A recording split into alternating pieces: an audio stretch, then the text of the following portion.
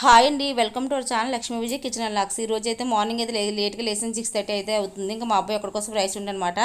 అందరి కోసం రైస్ ఉండడం లేట్ అయిపోతుంది. ఇంకా అందుకోసం ఈ రోజు పప్పు మాకే ఉండమన్నాడు మా అబ్బాయి అయితే కనుక. కాకపోతే ఇంకా పప్పు ఉడకదని చెప్పేసి నైట్ అయితే కరివేపాకు పౌడర్ చేసిన అదైతే వేసి పెట్టానండి. ఫస్ట్ అయితే కనుక ఇంకా రైస్ ఉండేసాకైతే దెబ్బరొట్టి అయితే వేసాను. నిన్నైతే ఇడ్లీ వేసాను కదా, అదే పిండితో దెబ్బరొట్టి అయితే వేసాను. బాగుందండి దెబ్బరొట్టి అయితే చక్కగా దూదిలా వెళ్ళి వచ్చింది మాట. ప్యాన్ కొంచెం కూడా అంటుకోలేదు.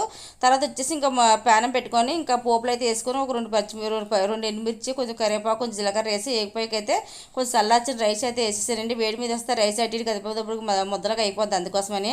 కాకపోతే మా అబ్బాయి ఏం చేశాడంటే, నేను నైట్ అయితే కరివేపాకు పొడి చేసిన తర్వాత అయితే కనుక అంటే ఉప్పు చూశాను. కాకపోతే అప్పుడు సరిపోయింది నాకు ఉత్తినట్టు అయితే కనుక.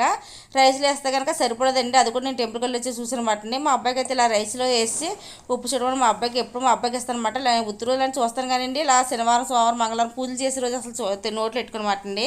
అప్పుడైతే మా అబ్బాయికి అయితే తినమంటే తిని ఉప్పు సరిపోయిందని. కానీ నేను గుడికి వెళ్ళి వచ్చాక తిని చూస్తే అసలు చప్ప గడ్డిలాగా ఉందని, కొంచెం కూడా ఉప్పే లేదండి. అసలు చప్పగా ఉందన్నమాట. నేను ఇడ్లీలో వేసుకుంటే సరిపోయింది కరెక్ట్గా అయితే కనుకండి. Okay bye.